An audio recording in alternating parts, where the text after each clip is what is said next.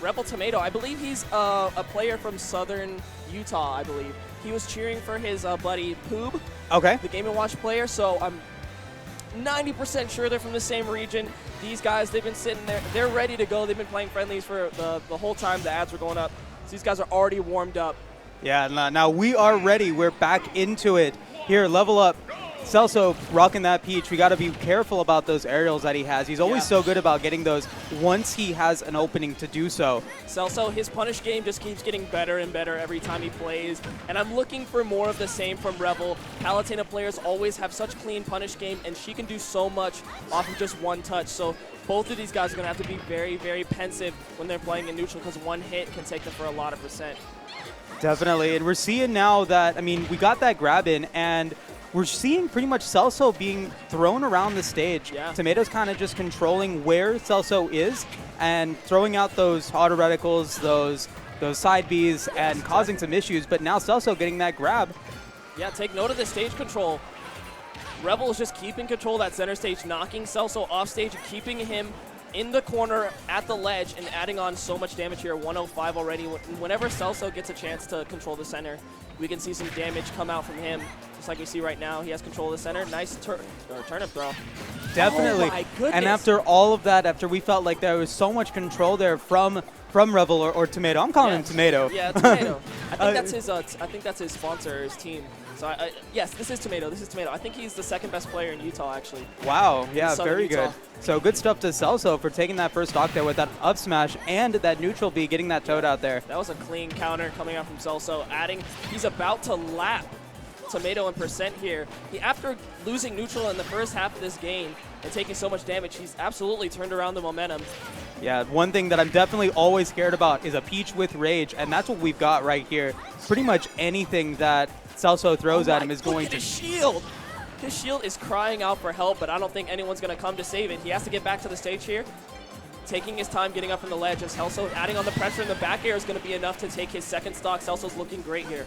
Definitely. We saw pretty much Celso have control of the entire stage, that second stock right there. And like you said earlier, oh my god, it keeps on going. Just has so much control right now. Nice return from Tomato, bringing this back in his favor. And once it gets, it's really, it feels like indomitable when your opponent has three stocks, but once you take that first stock, the weight is kind of lifted and it kind of feels doable again. So I feel, oh my god! It's definitely doable. Tomato. Let me tell you more about how the comebacks from Smash Ultimate have such a great turn of events like this. This is just incredible. Tomato making his stand here, saying, I am not one to be trifled with. One of the best players in Southern Utah here, going up against Celso, bringing it back. My god. Yeah, he's vicious. Like you were saying, it doesn't matter. Once you get that first stock, and now we're back to an even game, anyone could take this game. That was a beautiful drag down by Tomato, almost getting the edge guard on Celso, but now Celso has the advantage. He tries to go for another up smash, but Tomato was ready with the counter. He's got to be careful because he's pulling out a lot of those counters now. I think Palutena's counter is kind of hard to hit. She just counters, she just like pokes right in front of her, so it might not work if he counters the up smash, but either way. Celso landing the forward air. That's all that you needed. Those aerials so strong there, and Celso knows when to go for him. And I mean, at 117%, Palutena's not too heavy, and will lose that stock. So great stuff there to Celso, closing out that game. Just the adaptation and the control that he had after the first stock there was just incredible, and it just felt so difficult for Tomato to then bounce back. He got that amazing spike, but it just wasn't enough. It was crazy, and just to see the momentum swing in each of these players' favor. First, Celso getting kind of clapped up and taking like 100% off of one, just losing his positioning and then coming back. And then we see Tomato bringing it back. Smash Ultimate is absolutely a game of momentum. Whoever's feeling himself, whoever's in advantage, you can do a lot after you get into the advantage state. And once you have control of the stage, so much can happen. And that's what we're seeing between these two players. Definitely. I want to be watching for Tomato's adaptation when he's in the air. Yeah. Because once Celso gets him in the air, there's been not a lot of juggling, but a lot of getting those side Bs or getting those forward airs off stage to cause to cause the advantage to go to Celso. And we want to see with this Lilat and these slanteds on these platforms if that's going to cause any of the aerials that Celso has to not connect. Yeah, this is good. I like this counter pick from Tomato because it's going to allow more opportunities for him to use his explosive flame and the auto reticle, and it's going to mess up kind of the float distances that Celso wants to have. Oh my God, that scared that was a little, that was spook right there. My heart stopped. I was like, this is not Smash 4. Don't do this to me. Yeah, I'm waiting to see if Tomato picks up on Celso's use of the float after the jump when he uses those explosive blades, because he dodges them using that. Yeah, Celso's also doing a job of, he hits that one little hit when he's coming up with his up B underneath the stage. But look at Tomato locking him down at that ledge, not letting him get back to the stage, denying him. That win box took him all the way to the... Oh my God. But then the roll read right there to get the up smash. But can we talk about how far he floated? That win box pushed him away, but I think Celso purposefully went to the ledge so he didn't have to suffer any end lag off of his up B. But that was an amazing coverage by Tomato here, and he's still hunting down Celso's second stock. This is the opposite of what we saw in the first game. Right, we're seeing just that control that Tomato has right now, getting punished by using that really laggy side B. Solid conversion. He misses the explosive flame and just barely misses his down tilt. Celso with a good evasion there. And now turning this into his combo, taking control of the center stage. Oh my God. Tomato breaking through. This is back and forth right here. Breaks through with the back air. Has him off stage yet again. He's trying to go for the turnips to cover it. I'm surprised he's not staying close to the ledge and using his aerials to apply pressure. Oh, just like we see here. Amazing edge guard. Oh no, got it. Finally got that forward smash right there to take stock number 2, 137%. But like we saw in game number 1, Tomato was able to bring it back with a good spike. Celso can do the same. He doesn't even have to get a good turnip. He can just find a combo and take it back. And that was just fantastic awareness by Tomato to realize and stay aware that Celso likes to jump from the ledge and just put out that forward smash. Super confident. And he's looking even more confident here on this edge guard, putting on a lot of damage on Celso. He's not nearing kill percent yet, but just look at what happens when you have control of the stage. He's just racking it up. Amazing peach bomb. That was really tricky. I think all of us thought he was going to go low on that recovery. Yeah, no, his aerial is just incredible. Celso keeping himself alive with those 98%. Oh my goodness, he blew him away with the down smash yet again. He's making use of that wind box. That wind box is incredible, and then there it goes, and it takes it. We didn't even see the flash. No, not at all. I mean, I didn't even think that it was going to take it, but I mean the where. I thought for sure it was going to kill him, but we didn't see the red flash. So now Celso taking a loss there, and now that we're getting further on into the bracket, a lot of the matches earlier on today were just straight sweeps, 2-0 victories, but now we're getting into the more top-level play where these players are going to be going back and forth, and the match is going to be a lot closer now. We see Tomato adapting in that second game and getting the victory, and now it's up to Celso to adapt, or Tomato's just going to continue to run through the rest of this set. Yeah, I'd say right now, like in the bracket, we're probably about halfway, maybe a little bit over halfway in the bracket. And so now we're starting to see those really good players start to go out there, and they're getting really close to getting that top 16 spot. Yes. So we got to wait and see who's going to take those 16 spots, and if it's going to be Celso or Tomato that's going to move on forward in their bracket.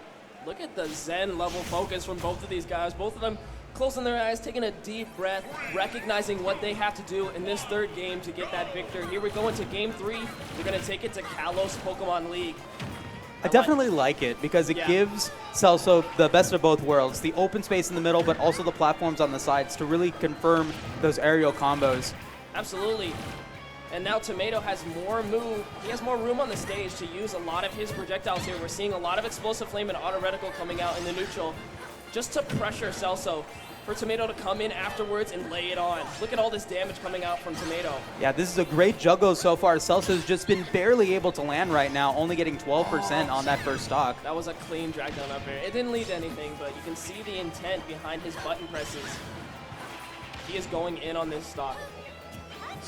Okay, that's what's starting to scare me. When Celso is floating away from the ledge, Tomato, once he starts to catch on to that, he can just run off in forward air. Yeah, Celso's he's staying in the same spot. Yeah, the adaptation from Tomato has just shown why he's such a good player in Utah, because he's understanding the aerial options that Celso has and gliding away from them so that he can get those punishes. He went for it that time. He was expecting Celso to start floating and just stay defensive off stage. And if he gets more aggressive and more confident in his edge guards, it's going to spell doom for Celso here. He's got to be careful. Celso is one stock down as well. Tomato's starting to run away with his lead here. Yeah, just not being able to, like I said, not being able to land, but also just not being able to get any sort of hit in, finally getting something. Yeah, that was almost a big combo for Celso there. Tomato's at like mid-percent, but Peach can still do a lot of damage with combos and mid-percent range, but Celso has to get his feet on the ground and get his bearings. Tomato is just laying on the aggression here. Yeah, Tomato's just not letting up, not giving Celso the opportunity to get to the center stage. He tried for it that time. Not respecting Celso when he's floating off stage. And he's going to look for the down air this time. He goes off stage, but he did not put out the down air. He's trying to stay safe and go with the neutral air. All right, finally, Celso in a decent position, has the opportunity to start getting some damage in. Oh, wow. No. And look at Celso, even he knows. Yeah. Taking a spin on the, on the pole for a second there. Just that one hit of Explosive Flame is all they really need to get the stock. And now look at this combo, 30% off of one hit. Keeping it going. Oh no, the Stitch Face. He threw away the Stitch Face, the most powerful turnip. Just threw it right off stage. I don't know if he noticed that, but unfortunately, let it go. Okay, Celso now has a chance here. He's got a huge hill to climb. He has the Stitch Face. He's got to save it. That Stitch Face does so much damage. The strongest turnip in Peach's arsenal. Look at that. He hits 1-2 hits. He's at 77%. Celso's Stitch Face is going ham. My goodness me, those turnips are just crazy. What kind of fertilizer is he using for those? He said, this vegan stuff is easy. It is a meal right here.